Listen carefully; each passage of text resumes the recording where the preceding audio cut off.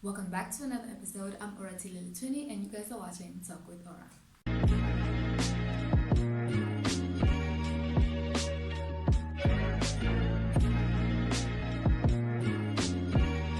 We are back with another video, episode 6. If it wasn't for self-doubt and anxiety, we'd be on episode 7. Yes, you guessed it right. Today's video is about self-doubt. Now, what is self-doubt?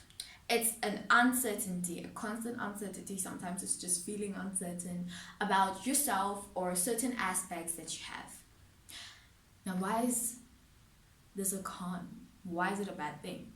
Well, you constantly doubt your ability to do something. You're constantly doubting if you're good enough, if you're good at whatever you're doing. And that's why we are on episode 6 instead of episode 7. If you guys know, I didn't post a video on the last week of January when I was supposed to post on the 31st.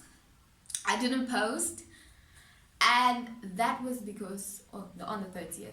I didn't post because I've had that whole week I was feeling so much self-doubt. Like, I was doubting myself every time. Like, I was like, what if the videos that I produce, these people don't like the videos that I produce? What if I don't reach my goal of this many subscribers? By the way, if we can get 1,000 subscribers, that would be great. But it's like, am I doing YouTube? Do these people enjoy my videos?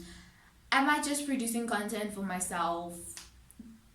Do people enjoy listening to my voice? I just had so many questions that were overwhelming me. I was questioning my ability. I was questioning my skill. And so I just felt this sadness, this overwhelming sadness. And so I was in a sad state and I didn't film at all. Do you see how self-doubt can be such a con? I don't think self-doubt has any pros to it. I don't think it has a positive side, whereas some bad things do have positive sides to it. I was busy looking for the positive side of self-doubt, but I couldn't find anything. Because when we doubt ourselves, we tend to not do to our full potential. We tend to not be the best that we can be because we're constantly doubting ourselves. So for example, I'm not physically strong. I'm mentally strong. I got brains, but physically, not really. So I would always doubt myself. Like whenever we had to do obstacle courses, and every camp that I've gone to, we have had to do outdoors activities. So we had to do so many obstacles and so many challenges, and I would always doubt myself and not enjoy it or do it to my full potential. That I would always fail it. And sometimes those challenges that we do at camps count like points to becoming a prefect in grade 7, because that's how they scout out who has these certain abilities. So I would never go to my full potential and be the best that I am and show people that I'm not just brains, but I have strength too. I do. It's just not a lot. I do. Don't think I'm not strong. I do, okay? But I'm not 100% strong. Right? So I proved people right by not being my full potential. I proved to them that, yeah, this girl is just brains. She doesn't have strength. She doesn't have anything. And proving people right, no. You should always prove people wrong. Yes. Never ever live up to the standard of somebody saying that, you know what, you're just plain. You don't have an adventurous life. No, prove them wrong and show them that you do have an adventurous life. Adventurous life. You can even take pictures as proof. But do it for yourself and don't do it for other people. But that's way off topic. A lot of things that can cause self-doubt would have to be self-comparison. We're always We're always seeking validation from other people. We're always seeking acceptance from other people. We're always comparing ourselves to other people. And so that's the reason where self-doubt comes from. That's where self-doubt comes from. Because we're always comparing ourselves. For example, let's say my friend scored a high mark on me for a maths test and I didn't. And so I would be like, okay. But what if she becomes smarter than me? Or what if she is smarter than me? Or what if, we start coming up with those what if questions, the bad what if questions. And self-comparison starts to give us self-doubt. Now we're starting to doubt our ability of smartness or our ability in maths, with the example. We are doubting our ability in maths, then we start not working to our full potential.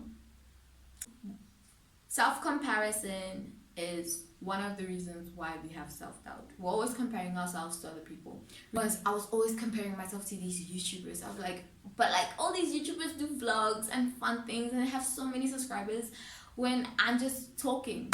Do people really just enjoy me talking? Tell me if you do. Comment down if you do just enjoy me talking. But yeah, and that's not a good thing. It's not. So I actually don't know what to say. But self-doubt can lead to anxiety. Anxiety has pros and cons, but at the same time, anxiety isn't something you want to have. There will be a video coming soon about all the types of anxieties, so I'm not going to go deep into detail. Just stay tuned, hit that like button and subscribe if you want to see the video about anxiety coming soon. Yes sir.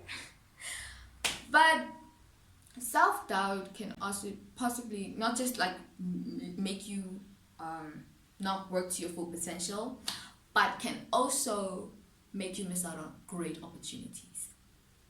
So you have so much self-doubt. Let's say, for example, with the camps.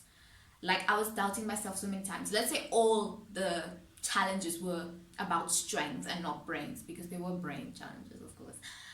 Let's say they were all about strength. And I was doubting myself in every single one of them. Do you think I would have became a prefect in grade 7? Because I would have missed the opportunity because I was doubting myself so much that I did not work to my full potential and do those things with all my strength. And instead I just did it half done, slap done, and I didn't work to my full potential. And so I would have missed out on that opportunity. You can miss out on so many great opportunities.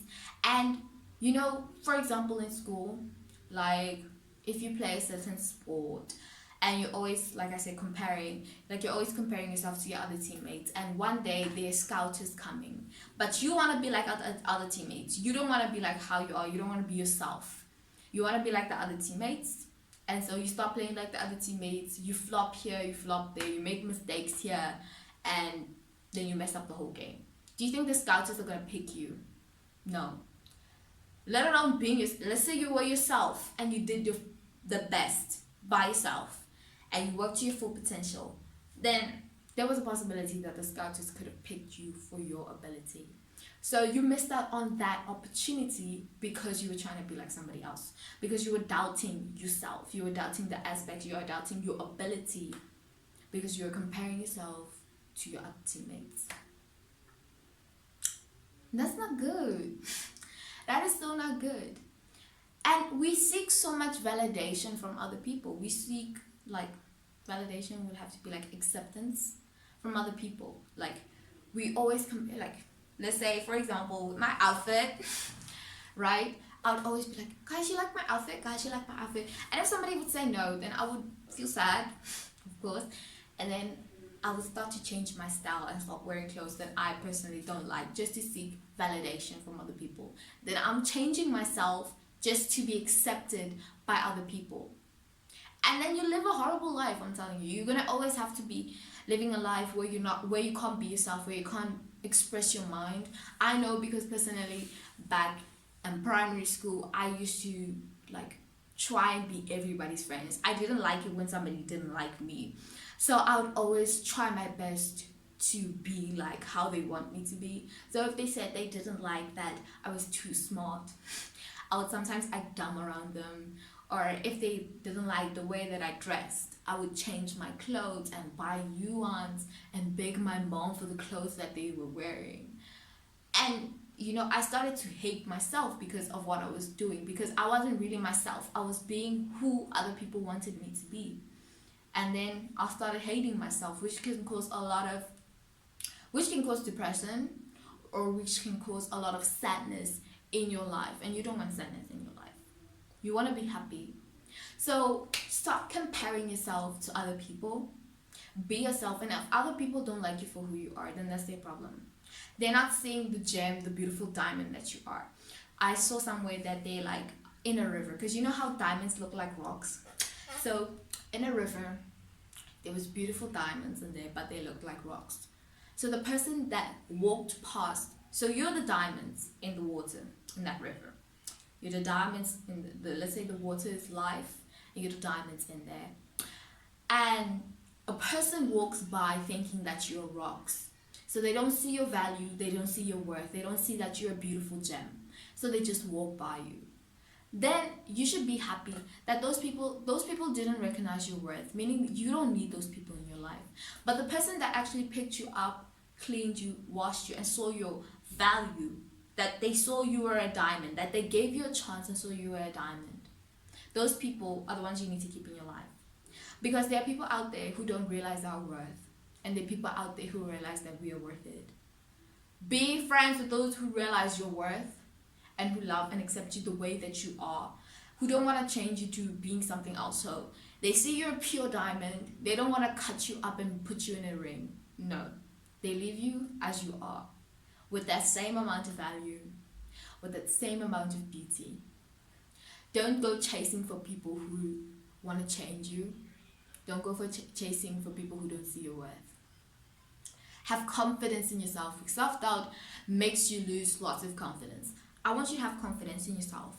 Next time you feel scared, because I used to feel scared about speaking in school, like in speaking in class, like whenever we had speeches, oh my gosh, I would be like, I would always want to go first so I can get it over and done with, and sometimes I would mess up the words. Yeah, and that was a bad thing, because you'd get a bad mark because you just want to get it over and done with, and you weren't prepared. So next time you have doubt in yourself, pump yourself up with confidence. Tell yourself that you're doing it, because when you tell your mind something, your heart believes it. So tell yourself that you're worth it, that you're good enough, that you can do it. So if you have a sport event that you're doubting yourself in, tell yourself that you are going to do it. You're going to score this many goals. You're going to be the best that you can be. If you have a test or a speech coming up at school, or a project that you have to speak in front of thousands of people, tell yourself that you are going to do it. You're going to be the best that you can. You're going to show them that you can do this. Don't have doubt in yourself. Pump yourself up with confidence every single day. Because when you tell your mind something, your heart starts to believe it. Well, that's it for today's episode. I hope that you guys enjoyed it. And if you did, don't forget to hit that like button in the face. Subscribe. Turn on that notification bell to be notified when my next video will be coming up. Who knows, it might be about anxiety. Who knows? But yeah, turn those notifications on, subscribe, and hit that like button in the face. If you know anybody who's struggling with self-confidence, share this with them. I love you guys so much. Bye.